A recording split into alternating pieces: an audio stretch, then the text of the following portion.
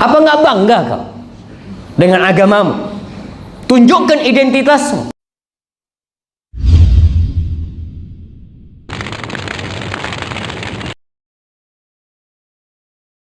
Assalamualaikum warahmatullahi wabarakatuh.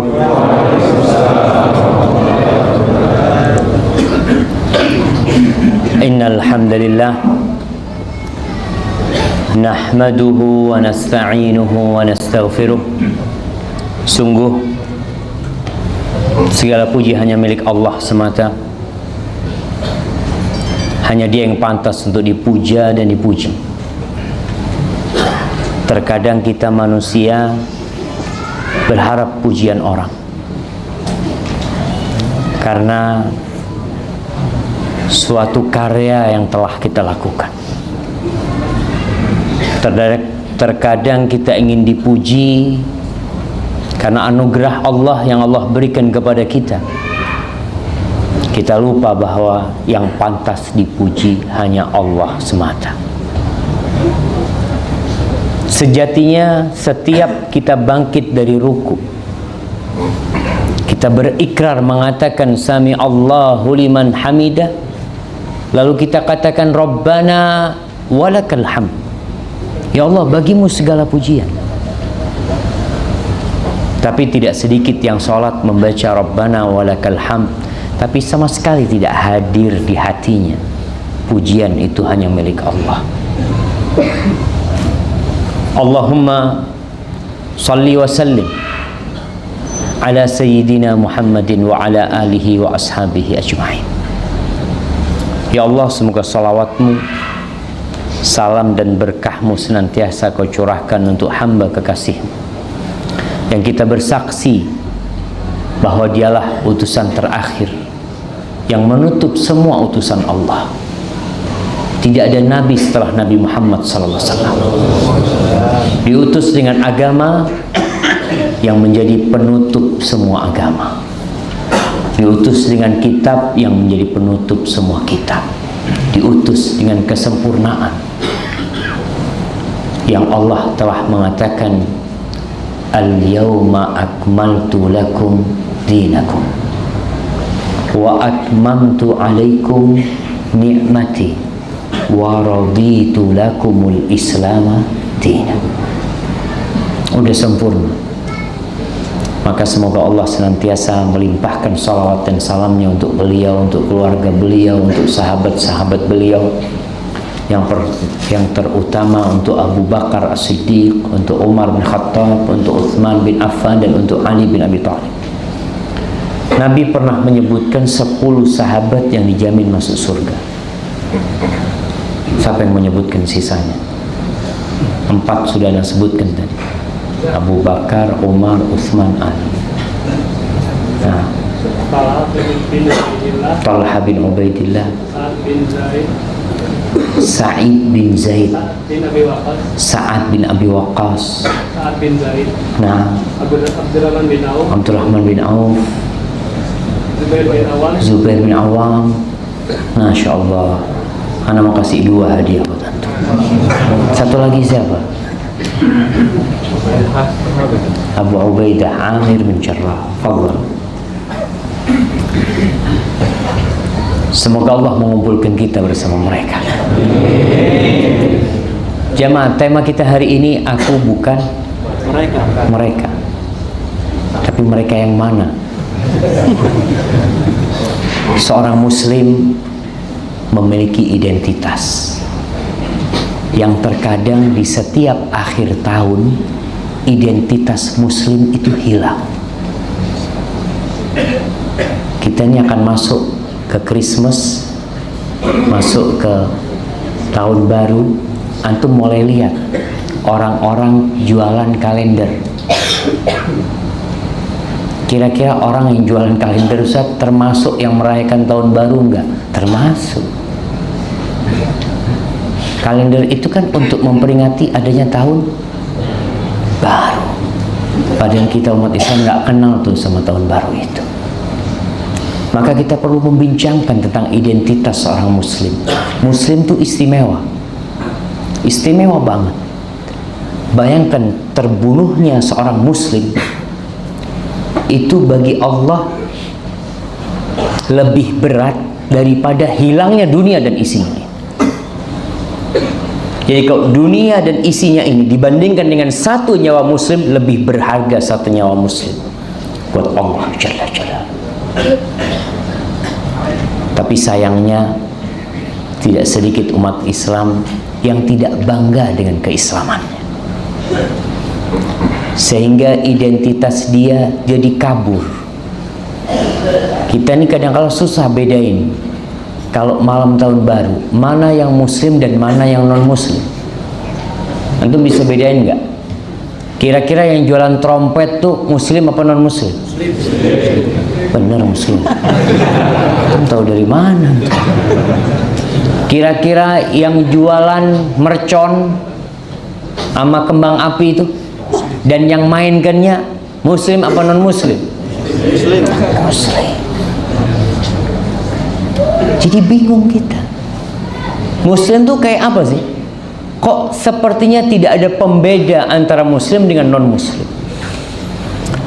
Allah berfirman di surah Al-Anbiya ayat 10, laqad anzalna ilaikum kitaban fihi dzikrukum afala ta'qilun. Allah katakan, kami telah menurunkan kepada kalian sebuah kitab, Al-Quranul Karim. Fihi dzikrukum. Di situ tuh ada peringatan-peringatan buat kalian. Kalian mau gunakan akal kalian? Enggak. Tapi sekali lagi banyak muslim yang tidak bangga dengan Al-Quran, malu dengan Qurannya. Bahkan sebagian mengatakan, gimana Ustaz, kok disebutkan di Quran itu Ustaz ya, perempuan dapat warisan separuh bagian lelaki. Kok di Quran disebutkan bahwasanya lelaki boleh menikah lebih dari satu. Ajib.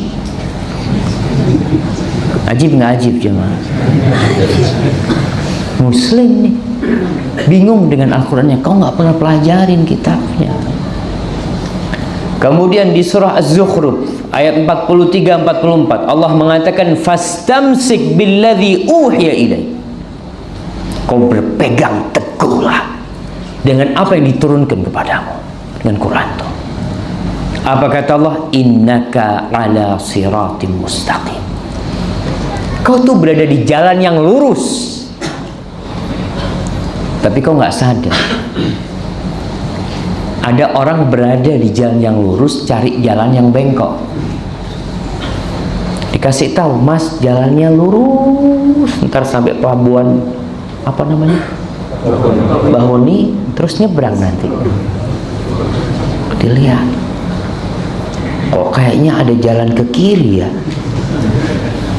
Antum ke kiri, terus ke kiri, kiri. Sampai mana? Sampai pelabuhan juga.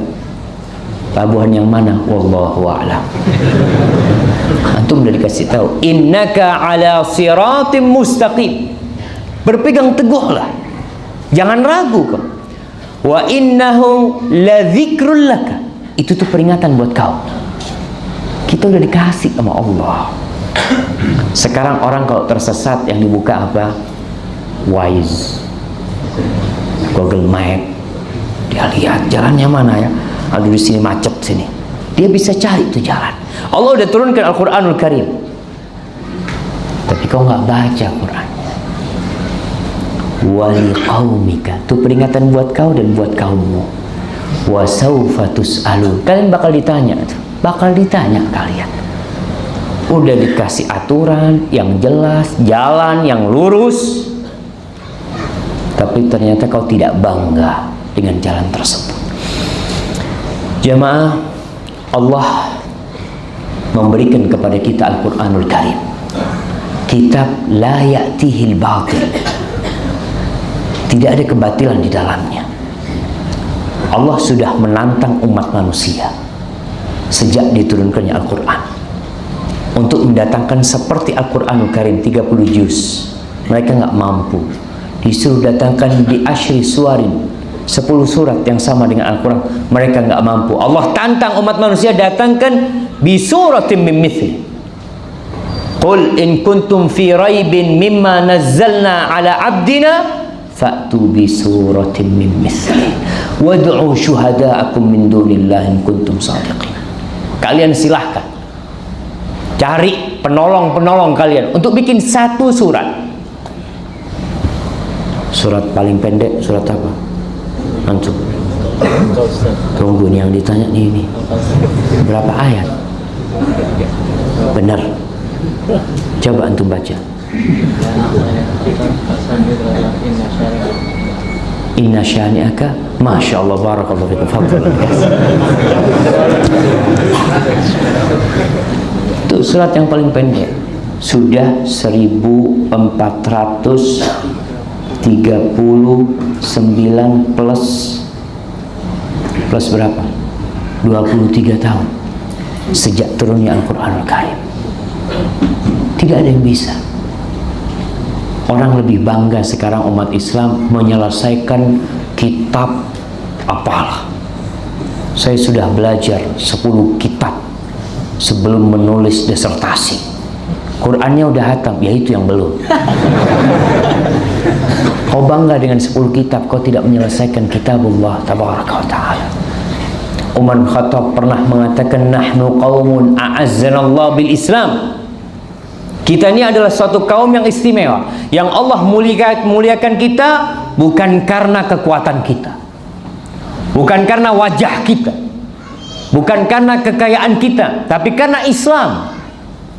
Famahma btaghainal izzati bighairi adzallanallah. Bayangkan, itu ucapan diucapkan Umar ketika Umar menerima kunci Masjidil Aqsa. Umar mengatakan, kalau kita mencari kemuliaan di selain Islam, Allah akan menghinakan kita. Allah akan menghinakan kita. Jamaah, antum bisa bayangkan kenapa Israel kok tenang-tenang di sana? Israel tenang-tenang berada di tengah-tengah umat Islam. Antum bisa bayangin, yang mengelilingi Israel itu semuanya umat Islam. Pernah takut Israel? Malah bikin kacau sekarang, minta Amerika supaya ngakui Israel. Dan mereka tenang, nggak takut diserang sama Mesir, sama Yordania, sama Suria, sama Lebanon. Kenapa? Kenapa jemaah? Karena Umar tadi katakan, sebagian orang itu sudah tidak lagi bangga dengan Islamnya, bangga sama negerinya, bangga sama negaranya, sama agamanya, malu untuk menunjukkan identitas diri. Ana 3 kali berangkat ke Palestina. Wallah, kesian melihat warga Palestina. Kesian. Antum kalau lihat pemberontakan yang terjadi itu di mana? Di jalur Gaza. Kalau yang mereka tinggal di tengah-tengah Urshalim, kemarin ana dikasih tahu sama guide-nya, dia ngomong, Ustadz, antum akan lihat ya, sebentar lagi kita lagi menuju kota lama, masuk ke Masjidil Aqsa. Antum akan lihat sebentar lagi di kanan kiri ada bendera Israel. Ana lihat, subhanallah, 2 tahun yang lalu nggak ada tuh bendera Israel. Tahun ini ada. Ana tanya, kok bisa ada? Iya. Jadi umat Islam sudah jual tanahnya ke orang Israel. Nggak dipaksa, enggak. Tapi dihargai mahal. Harga seharusnya 1 juta, mereka beli 10 juta. Siapa yang nggak mau, jemaah? Mungkin orang tuanya nggak mau, tapi orang tuanya mati jadi warisan. Anaknya mikir apa ya? Bismillah lah, kita kan susah hidupnya. Jadi sudah mulai hilang. Dan Israel memiliki strategi yang sangat masif. Bagaimana nanti orang-orang di sekitar Masjidil Aqsa itu semuanya orang Yahudi. Dengan apa? Dengan dibeli aja. Tunggu nih bapaknya mati kan. Israel tuh menjajah Palestina. Mereka mengumumkan Republik Israel itu tahun berapa?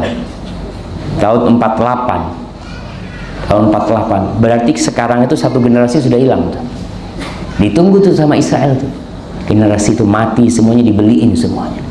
Anda tanya sama guide-nya waktu itu, kenapa kok pemuda-pemuda kok pada nggak sholat di Masjidil Aqsa, pahalanya kan besar? Kata mutawifnya, guide kita mengatakan, iya, susah masuk ke sana karena dijagain sama orang-orang Yahudi. Yang jagain memang orang Yahudi.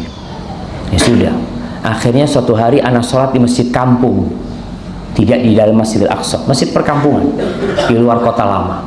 Sama, nggak ada yang sholat juga. Anak ngomong, kalau katanya anak pikir mereka nggak sholat di Masjidil Aqsa tapi sholat di masjid lainnya. Ternyata masjid-masjid sepi. Jadi memang sudah dibikin sama Israel bagaimana penduduk Urshalim sendiri, yang penting mereka bisa hidup. Mereka nggak bikin lagi identitas mereka. Anak ngomong sama Gaet, bagaimana membedakan muslim sama non muslim? Anak kepingin salam. Apa kata Gaetnya? Nggak apa-apa kok salam sama orang Yahudi, orang Nasrani, nggak apa-apa. Inti muslim mana ngomong? Iya kan nggak apa-apa kata dia. Aduh, bahaya.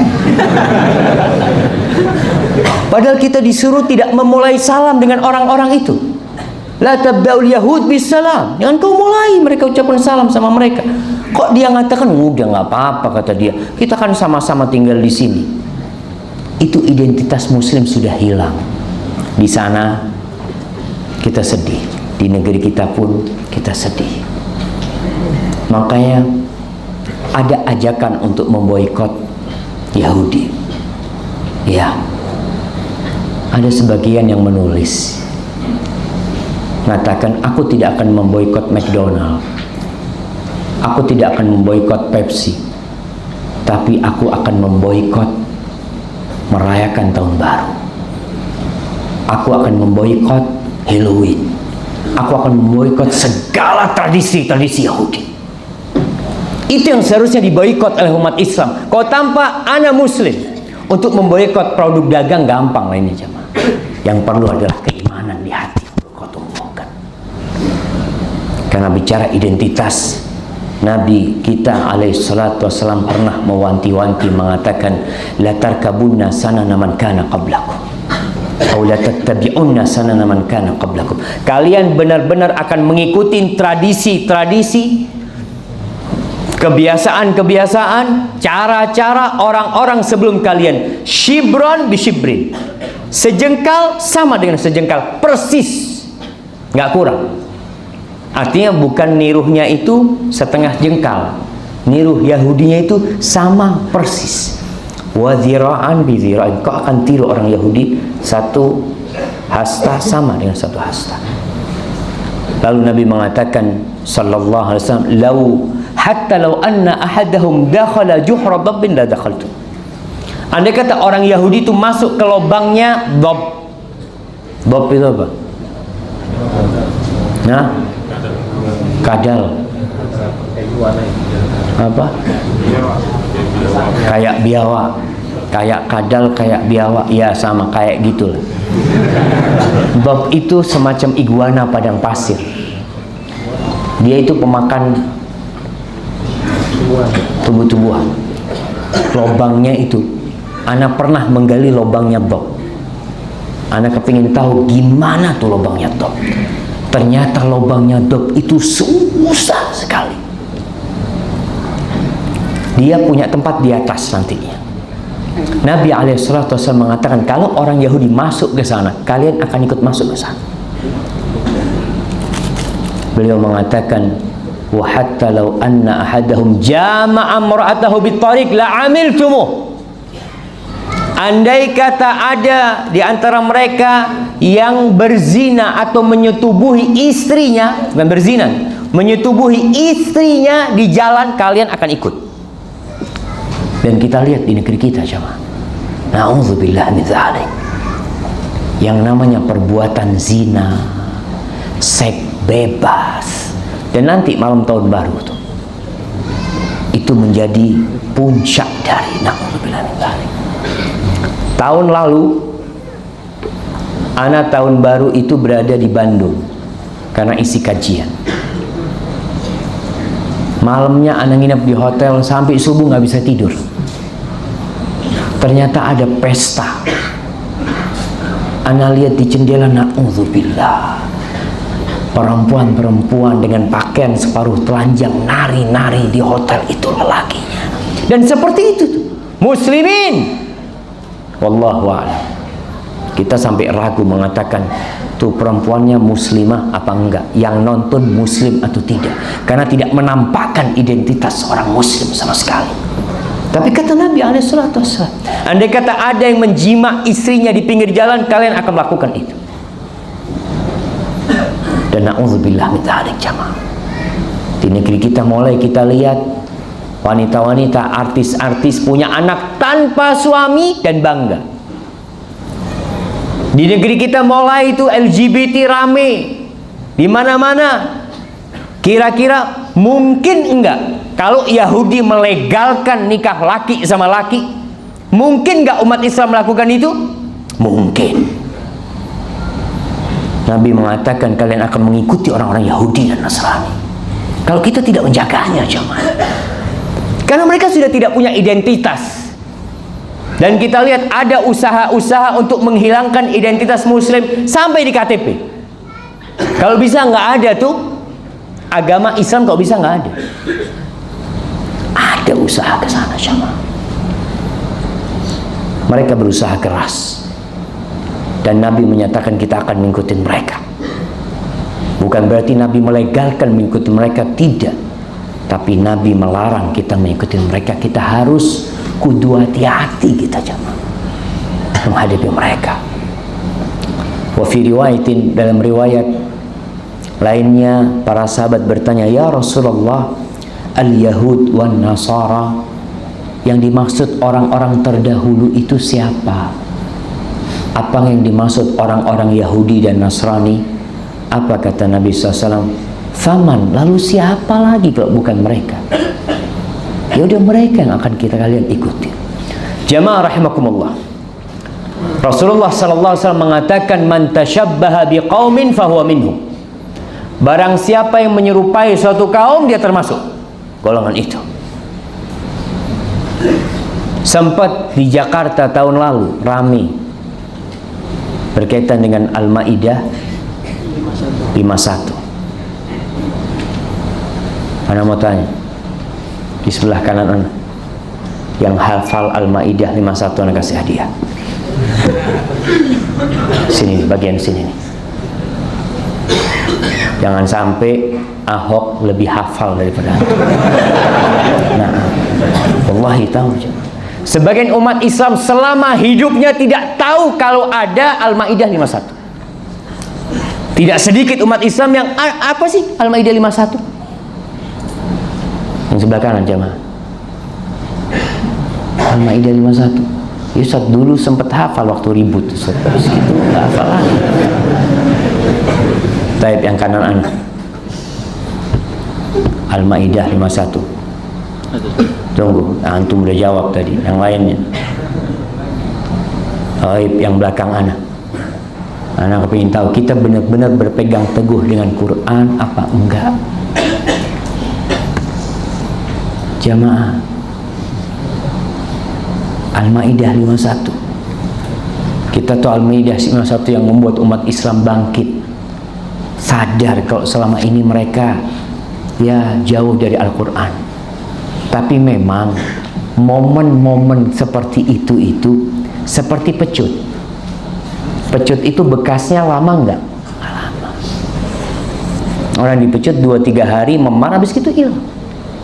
Tapi kajian seperti ini itu yang mendidik ummah untuk kenal sama agamanya.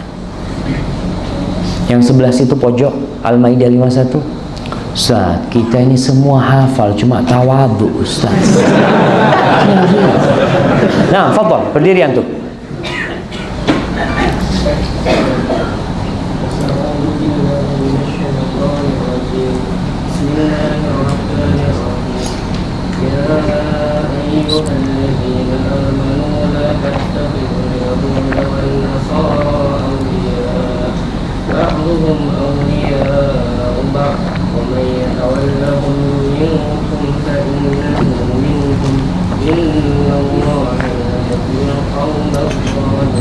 Barakallahu fikum, Masya Allah. Kita harus bangga jemaah. Umur berapa adik? 16 hafal. Yang 20 ya hafal lebih dulu lah Ustaz. Masya Allah. Barakallahu fikum. Kirim ke belakang sana. Masya Allah. Barakallahu fikum. Jazakallah khair. Silahkan duduk. Alhamdulillah. Ternyata ada anak-anak 16 tahun yang hafal. Dan memang pengikut para nabi itu anak muda, kalau antum lihat. Dan yang hadir di masjid ini rata-rata anak muda. Yang tua sudah susah dikasih tahu. Antum melihat bagaimana Nabi Musa masuk ke Palestina. Nabi Musa ketika keluar dari Mesir, nyebrang lewat Laut Merah menuju ke Palestina, itu diajak masuk, kaumnya nggak ada yang mau masuk.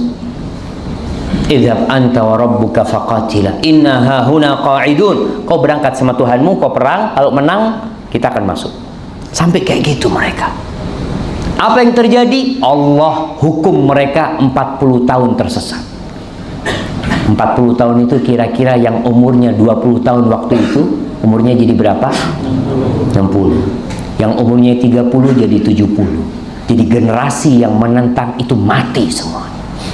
Yusha bin Nun masuk ke Palestina dengan pasukan baru, dengan generasi baru.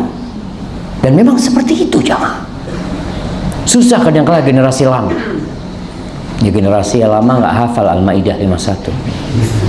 Baik, ketika berbicara tentang identitas umat Islam yang seharusnya kau bangga dengannya, apa yang dimaksud dengan identitas umat Islam? Yang kita lihat identitas itu mulai hilang, apalagi dengan munculnya Islam dengan model-model baru. Ada Islam emansipatoris, ada Islam liberal, ada nanti Islam Nusantara, mungkin nanti ada Islam berkemajuan, nanti ada Islam modern, ada Islam. Mulai Islam dikotak-kotakin jamaah.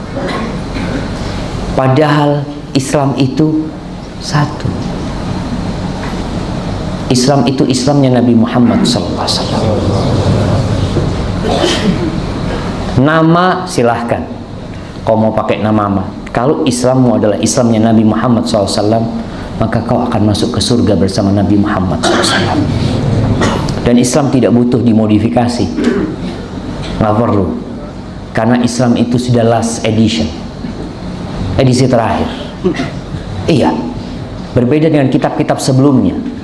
Itu kemudian di Nabi Musa alaihissalam dengan Tauratnya dilengkapi dengan Zabur, lalu dilengkapi dengan Injil, lalu ditutup dengan Al-Quranul Karim. Selesai sudah jemaah.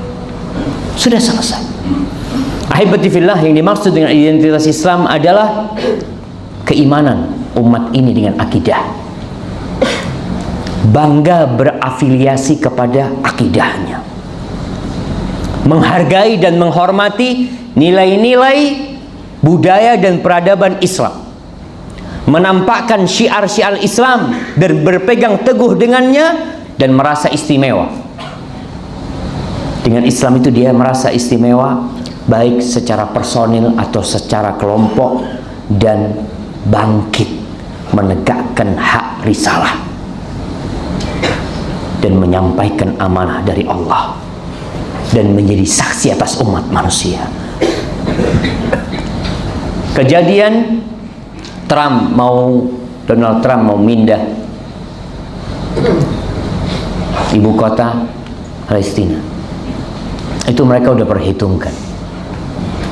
Dan alhamdulillah ternyata umat Islam masih ada, mereka masih sadar.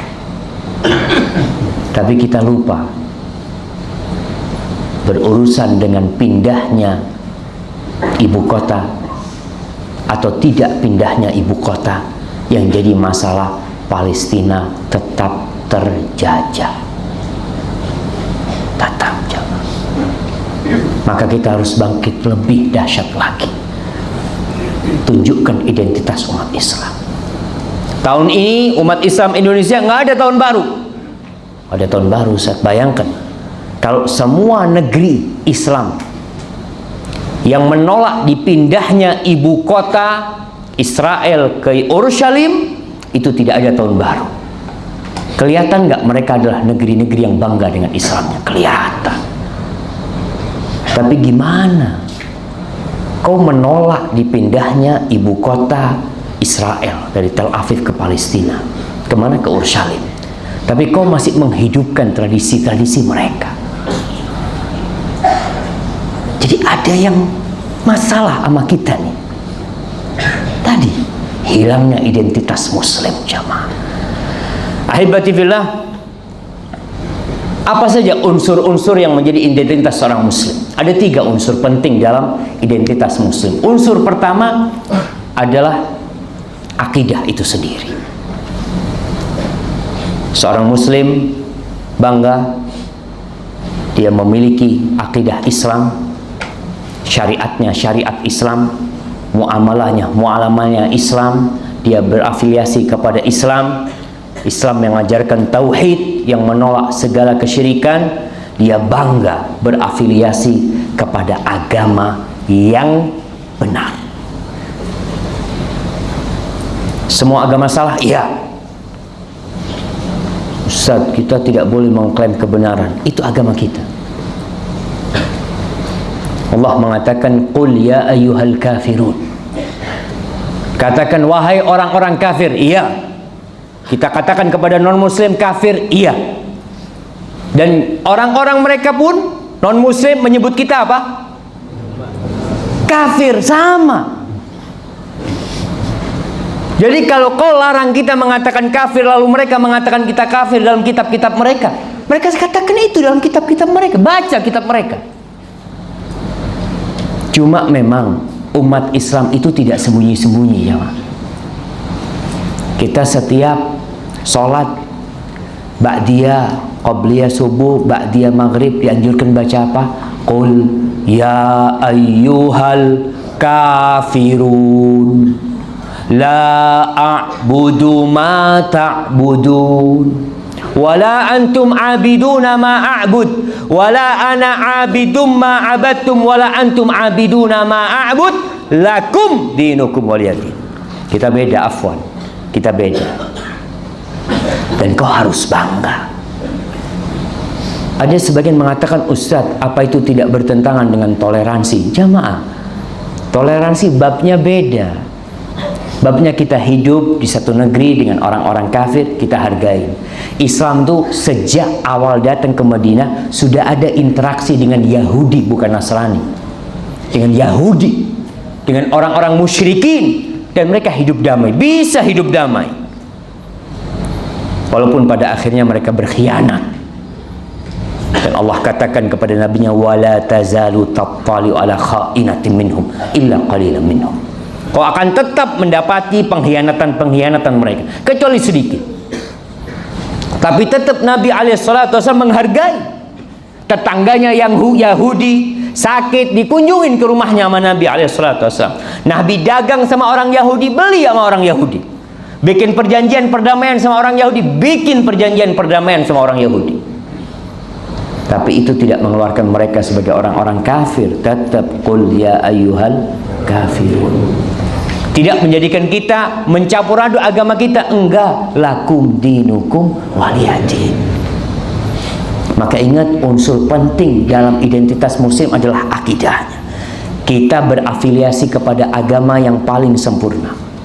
Kita berafiliasi kepada kitab yang paling mulia, yang Allah turunkan kepada Nabi yang paling mulia, dengan bahasa yang paling mulia, dengan malaikat yang paling mulia, di tempat yang paling mulia, di bulan yang paling mulia, dan di malam-malam yang paling mulia, di malam Lailatul Qadar, dengan syariat yang paling sempurna dan paling mulia. Apa nggak bangga kau dengan agamamu? Tunjukkan identitasmu. Lewat apa? Lewat penampilan, fadhah. Jangan malu. Nggak perlu seorang muslim tuh pakai kaos tulisannya I am Muslim. Nggak perlu. Orang yang pakai kaos I am Muslim itu karena dia nggak kelihatan kalau Islam. Lihat, iya betul loh. Ana baru tahu ente pakai itu Muslim. Kalau nggak pakai itu, ana kira kafir. Mungkin ada yang seperti itu karena penampilannya tidak menunjukkan keislaman sama sekali. Jadi para jamaah, seorang muslim memiliki ikrar berurusan dengan akidah. Unsur pertama dalam identitas muslim yang Allah sebutkan dalam surah Al-An'am ayat 162, qul inna salati wa nusuki wa mahyaya wa mamati lillahi rabbil alamin. Katakan sesungguhnya salatku ibadahku, wa nusuki sesembelihanku, wa mahyaya hidupku dan matiku buat siapa? Lillahi rabbil alamin, untuk Allah rabbul alamin, bukan untuk siapa-siapa. Maka antum bisa lihat bagaimana Bilal bin Rabah ketika disiksa oleh majikannya Umayyah bin Khalaf, dia mengatakan ahadun ahad, ahadun ahad. Antum bisa lihat bagaimana tukang sihir Fir'aun ketika mau dibantai sama Fir'aun, mau dibunuh sama Fir'aun, baru beriman dia. Melihat mukjizat Nabi Musa, mereka beriman dengan Tuhannya Nabi Musa dan Nabi Harun. Aman Nabi Rabbil Alamin, Rabbi Musa wa Harun. Mereka beriman dengan Rabbul Alamin. Apa kata Fir'aun? Oh, kalian beriman sebelum aku kasih izin. Nih, karena merasa pemerintah yang berkuasa pada masa itu, Fir'aun melarang orang-orang untuk beriman. Kalau kalian maksa beriman, la uqatti'anna aydiyakum wa arjulakum min khilaf, thumma la usallibannakum fi judhu'in nakhl. Kalau kalian tetap maksa beriman, aku akan potong tangan dan kaki kalian silang. Lalu aku akan salib kalian di pohon-pohon kurma. Kalian akan tahu semuanya. Apa kata tukang sihir Fir'aun? Qalu la dhair. Nggak apa-apa kau melakukan itu.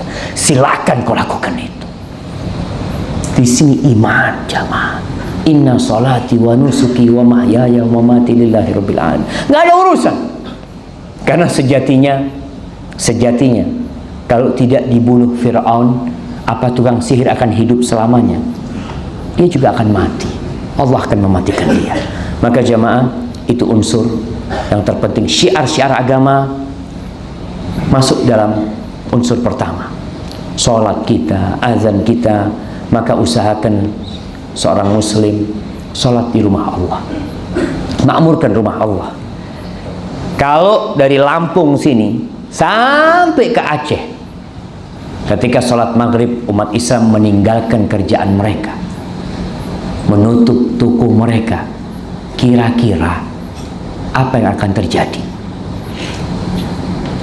Kayaknya Ustaz mau kiamat Ustaz. Itu mungkin berpikir seperti itu, dan akan terjadi itu. Kita husnudzon sama Allah, karena kejayaan umat Islam sudah dekat. Apa buktinya? Semakin umat Islam ditekan, semakin umat Islam bangkit dari tidurnya. Dan itu terjadi ketika umat Islam diserang oleh Salibis sebelum masanya Salahuddin Al-Ayyubi. Antum bisa bayangin kejahatan orang-orang Salibis, bukan orang-orang Yahudi jemaah. Antum tahu yang menyerang pada masa itu adalah orang-orang Eropa. Orang-orang Eropa tuh punya sejarah kelam, mereka membantai umat Islam di sana.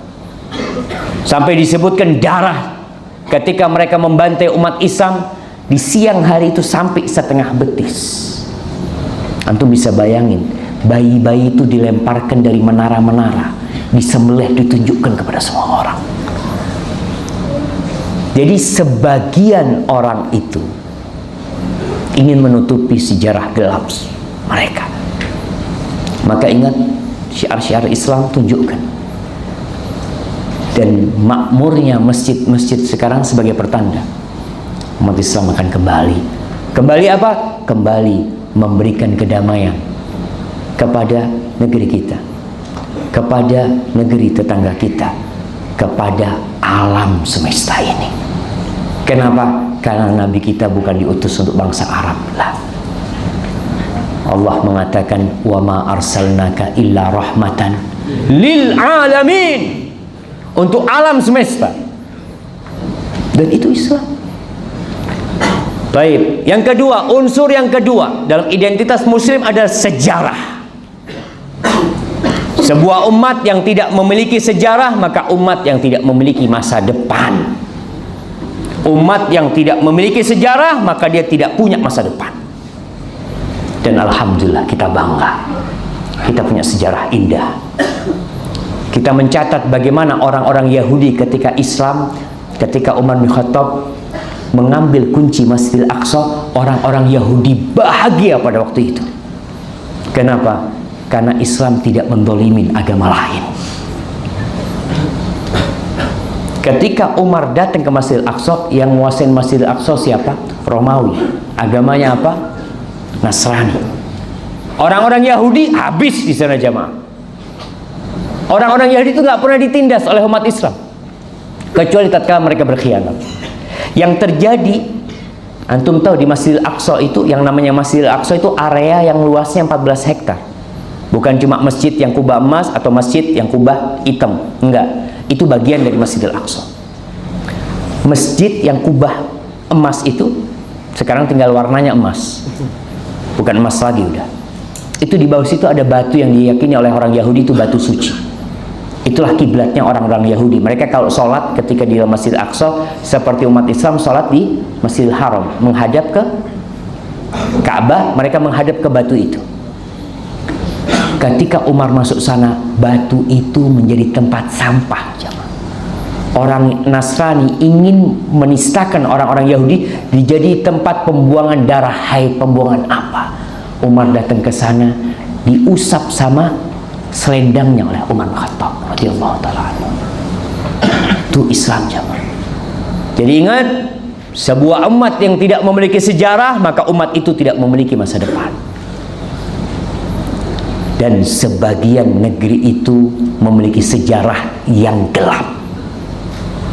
Kau baca sejarah Amerika, bagaimana Amerika bisa menduduki benua Amerika?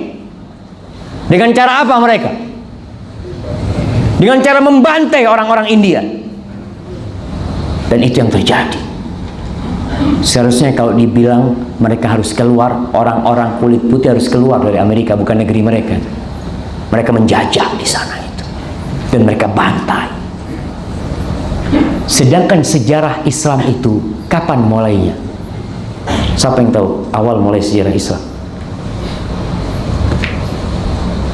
Jangan.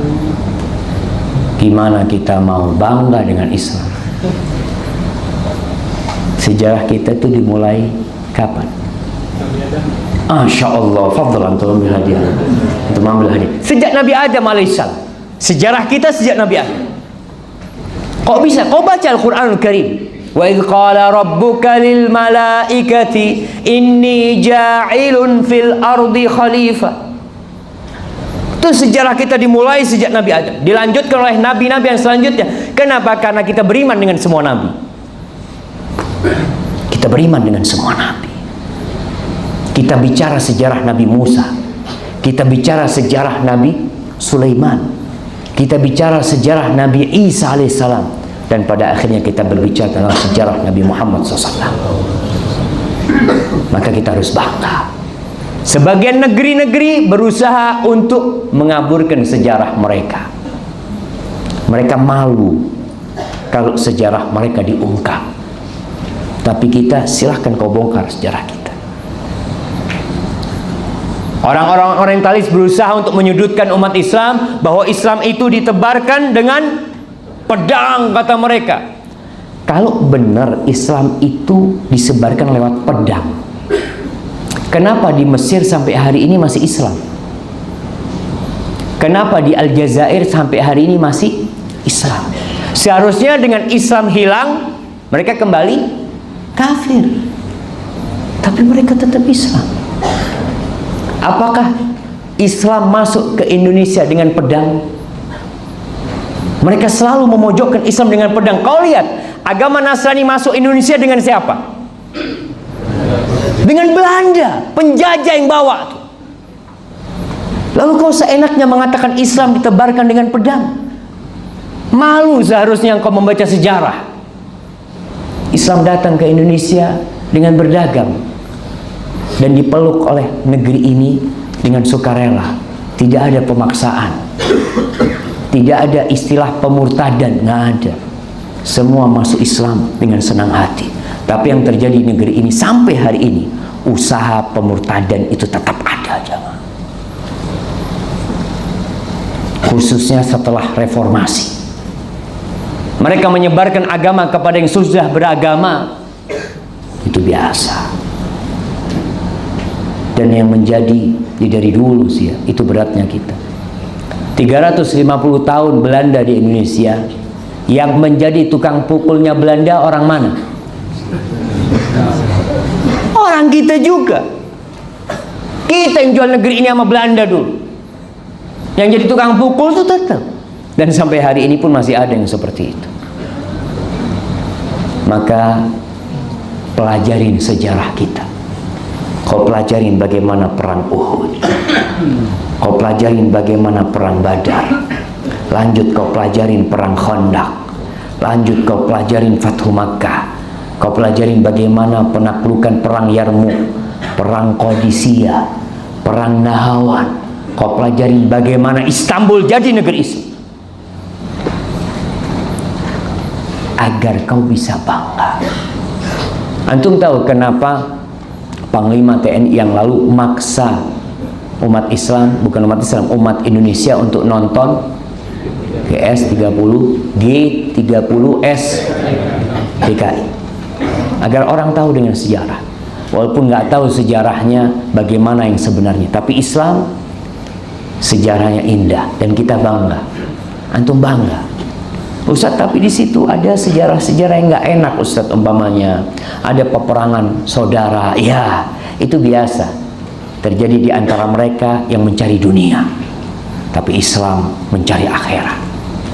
Islam ingin menyelamatkan manusia dari kehidupan yang penuh dengan kezaliman menuju kehidupan yang penuh dengan keadilan.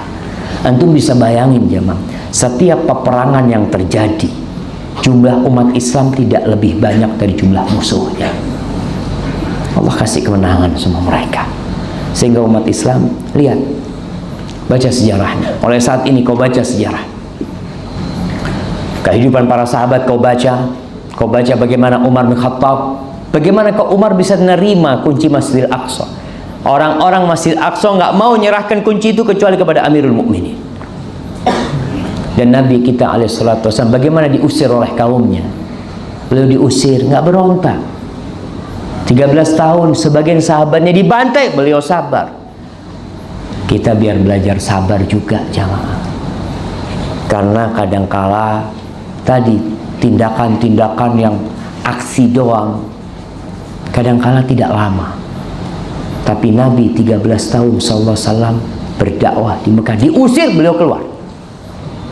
Berangkat beliau ke Madinah, menciptakan generasi Madani yang kemudian setelah 8 tahun balik ke Mekah menerima kunci apa? Jamaah, kunci masjid. Nggak ada kuncinya dulu masjid, kunci Ka'bah. Beliau ambil kunci Ka'bah, diberikan kunci Ka'bah itu, kemudian diberikan lagi kepada pemegang yang pertama. Beliau tidak menzalimi. Bani Syaibah dikatakan ini kunci tetap ada di kalian sampai hari kiamat. Tidak ada yang mengambil kunci itu kecuali orang yang zalim. Sampai hari ini kunci itu tetap Bani Syaibah yang pegang. Unsur ketiga yang menciptakan identitas Muslim. Yang pertama tadi apa? Akidah dia. Yang kedua sejarah dia. Yang ketiga budaya dia. Budaya. Kita harus tahu Islam bukan bagian dari budaya. Karena ada orang-orang liberal yang mengatakan agama itu warisan, agama itu budaya. Sehingga kalau agamanya cocok sama budaya, diterima. Kalau agamanya nggak cocok sama budaya, yang lebih diutamakan apa? Budayanya. Dan itu sekarang yang kita lihat di beberapa tempat. Mereka mengadakan kearifan lokal padahal bertentangan dengan agama. Ada orang-orang yang sampai hari ini masih mengadakan ritual petik laut umpamanya, atau larung laut. Mereka sembelih kerbau, mereka bawa kepalanya, diiring kemudian dilemparkan ke laut. Untuk siapa? Untuk Allah? Lah. Apa kau punya sesembahan selain Allah? Kenapa kau serahkan dia kepada selain Allah? Padahal tadi identitas pertamamu mengatakan inna solati wa nusuki wa mahyaya wa mamati lillahi rabbil alamin. Baik, bicara budaya, nah Budaya itu termasuk bagian dari identitas kita selama tidak bertentangan dengan agama. Yang menjadi tolak ukur adalah agama, bukan budayanya. Sehingga agama ditinggalkan. Oh, ini bertentangan sama budaya. Oh, ini bukan budaya timur umpamanya. Karena kita lihat bicara budaya, budaya itu adalah tradisi dan kebiasaan yang ada di tempat itu. Yang tradisi-tradisi itu bisa cocok sama agama, bisa jadi tidak cocok. Contohnya di beberapa daerah dulu di daerah Bali, perempuannya itu hanya pakai sewek. Apa sewek itu ya? Kain tuh. Kemben bukan, jari. Iya. Mungkin jari. Kemudian di beberapa tempat, beberapa daerah umpamanya ada yang sampai hari ini mereka tidak berpakaian. Apakah budaya itu dilestarikan? Lah, enggak dilestarikan karena bertentangan dengan agama. Dalam Islam diperintahkan untuk menutup aurat. Tinggal model pakaiannya ya sudah, tergantung daerahnya. Di Arab beda pakaiannya sama Indonesia, tapi tetap aturan Islamnya dipakai. Perempuan umpamanya di Indonesia, perempuannya itu pakai apa sih? Wanita di Lampung ini pakai apa dulu bajunya? Pakai kerudung enggak? Enggak umpamanya. Tapi ini budaya kita, Ustaz. Iya. Kita lihat cocok enggak sama agama? Enggak cocok. Ya, harus dicocokin sama agama. Yang jadi ukuran adalah agama. Di antara budaya adalah bahasa. Bahasa kita bahasa apa? Bahasa Arab. Dan antum tahu pergeseran dulu di masa kemerdekaan atau sebelum kemerdekaan, umat Islam Indonesia itu menulis pakai bahasa Arab. Namanya Arab Pegon. Tahu antum? Arab. Kadang-kala di Al-Quran masih ada sekarang keterangan. Iya, pakai bahasa Arab tuh. Kenapa? Orang-orang dulu bangga mereka dengan Islam, mereka bangga dengan Al-Quranul Karim, cuma mereka nggak bisa berbahasa Arab. Akhirnya yang diambil adalah huruf-hurufnya. Dan di beberapa daerah masih ada, kalau nggak salah di Pekanbaru, tulisan-tulisan jalan itu pakai bahasa Arab. Kita harus bangga, jamaah. Sayangnya di Indonesia orang lebih bangga bahasa Arab apa bahasa Inggris? Bahasa Inggris. Jadi kalau di jalan ngomong bahasa Arab, janganlah, malu. Anak pesantren seharusnya anak pesantren nggak perlu disuruh berbahasa Arab. Karena al-Arabiyyah minad din, bahasa Arab itu termasuk bagian dari agama. Al-Quran mau pakai bahasa Arab, kau sholat pakai bahasa Arab. Masa kau malu? Walaupun tidak harus, tapi kita bicara bangga. Ana benar-benar ya prihatin lah, jamaah. Kemarin anak ke rumah orang tua, nonton TV, berita kalau nggak salah di Metro TV. Itu berita pakai bahasa Mandarin. Apa? Singwen. Ana dalam hati mikir, berapa sih jumlah orang Mandarin di Indonesia? Berapa sih? Dan berapa umat Islam yang lulus dari pesantren? Yang lulus dari perguruan tinggi Islam, yang lulus dari Timur Tengah? Kenapa nggak ada berita bahasa Arab? Masuk pesawat, biasanya ada koran bahasa Mandarin. Ana cari bahasa Arab kemana? Maafi, jangan. Tuh, bagaimana orang-orang Mandarin di negeri rantauan mereka bangga dengan bahasa mereka, bangga. Mereka berusaha untuk menghidupkan, dan itu hak mereka sebagai warga negara. Hak mereka, fadhol. Mereka bangga dengan bahasanya, silahkan. Kita yang muslim ini yang jadi masalah. Tidak bangga bahasa Arab. Sebagian orang, Masya Allah, hidungnya doang yang Arab. Masya Allah. Assalamualaikum. Bil Arabiyyah. Indonesia. Nah, jamaah, kita harus malu, jamaah. Tadi Anda lihat koran bahasa Mandarin ada, berita bahasa Mandarin ada. Sekali lagi itu hak mereka, karena mereka penduduk negeri ini dan mereka bebas.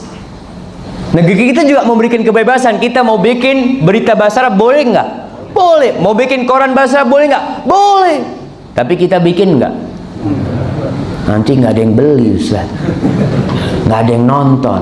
Ada yang nonton, jemaah. Kalau kita mau, maka tolong dijaga bahasa Arab. Itu termasuk bagian dari identitas Muslim. Nah, anak ketemu dengan seorang di Londi, Jakarta. Ada orang pakai dasi rapi, dia langsung datang ke nas. Assalamualaikum, kafalak ya akhi. Langsung bahasa Arab. Anak-anak bangga banget diajak bahasa Arab sama dia.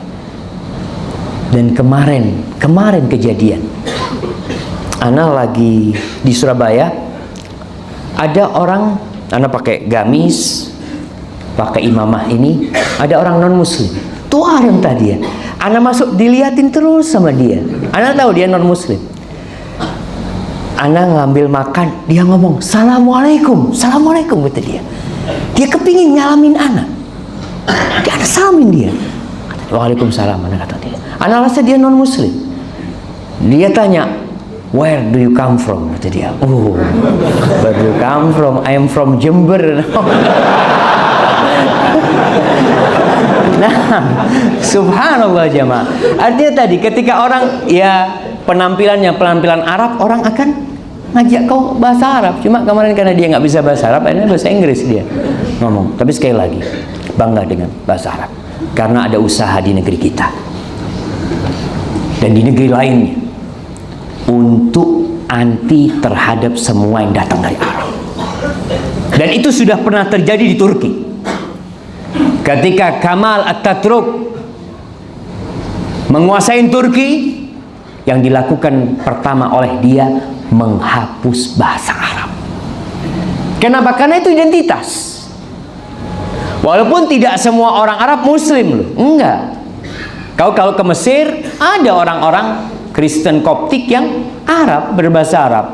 Di Libanon 50-50 mungkin mereka ada non-Muslim bahasa Arab, tapi sudah menjadi identitas umat Islam. Kenapa? Karena Qurannya bahasa Arab, sholatnya bahasa Arab, salamnya bahasa Arab. Kau berangkat ke Amerika, apa di sana kau salamnya jadi good morning? Enggak. Ketemu Muslim, Assalamualaikum. Kau berangkat ke Antartika, ketemu Muslim di sana, salammu apa? Assalamualaikum. Orang Lampung ke Jakarta ketemu Muslim, salamnya apa? Assalamualaikum. Ketemu Muslim di Papua, salamnya Assalamualaikum. Tetap dijaga bahasa Arab tuh jamaah, nggak berubah. Maka tadi kita harus bangga dengan bahasa Arab kita, walaupun tidak semua orang Arab Muslim, karena itu sudah menjadi identitas. Kemal Atatürk, Mustafa Kemal, ketika menguasai, yang pertama dilakukan azan tidak boleh bahasa Arab. Bayangkan 2 tahun azan itu bahasa Turki. Karena mereka tahu ketika ini dihilangkan, hilang identitas Muslimnya, hilang. Anak berangkat ke Turki, anak Masya Allah ketemu orang-orang Turki yang tua-tua. Jarang sekali orang Turki yang pakai jenggot, jarang sekali mereka. Ketika anak ke sana, itu orang tua-tua datang, foto, kata dia, foto. Dia kepingin foto karena dia lihat ada sesuatu yang beda nih. Buat mereka, bertahun-tahun mereka dihilangkan dari Arab. Kemudian koran, nggak ada bahasa Arab. Yang boleh di koran itu cuma iklan bahasa Arab waktu itu, karena bahasa Turki bahasa Arab cuma. Bahasa negeri Turki pada waktu itu, jadi Khilafah Utsmaniyah bahasanya bahasa Arab. Itu dihilangkan oleh Mustafa Kemal. Akhirnya koran-koran itu ternyata umat Islam hanya baca iklan yang bahasa Arab. Semuanya bahasa Turki kecuali iklan. Akhirnya iklan pun semua bahasa Turki. Toko-toko dulu iklannya bahasa Arab, nama toko itu, kemudian dihapuskan semua. Dan sampai hari ini, walaupun azan sudah kembali ke bahasa Arab, 2 tahun kira-kira atau berapa tahun Mustafa Kemal menjadikan azan dengan bahasa Turki. Kita alhamdulillah di negeri kita azan tetap bahasa Arab. Kalau ada yang antipati dengan Arab, nanti suatu saat kau akan ganti azannya dengan bahasa Indonesia. Karena kau nggak suka dengan semua yang dari Arab. Gimana kau nggak suka? Nabimu Arab, Quranmu Arab, kiblatmu di mana? Di Arab.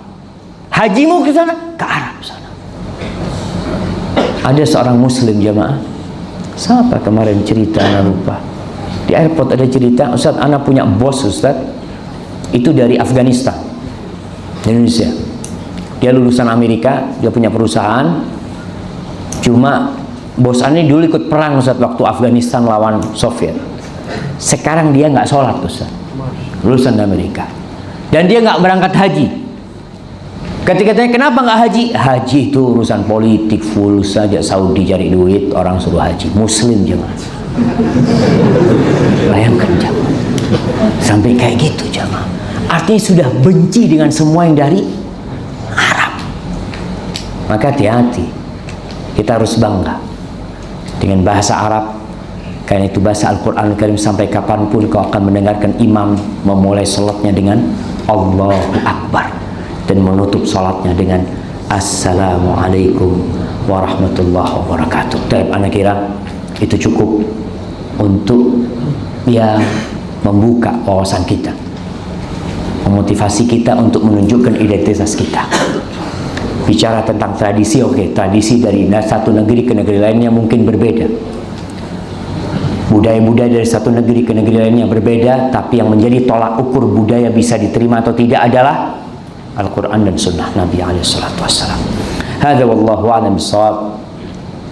Wa sallallahu ala nabiyyina Muhammadin wa ala alihi wa sahbihi wasallam. Barakallahu fikum.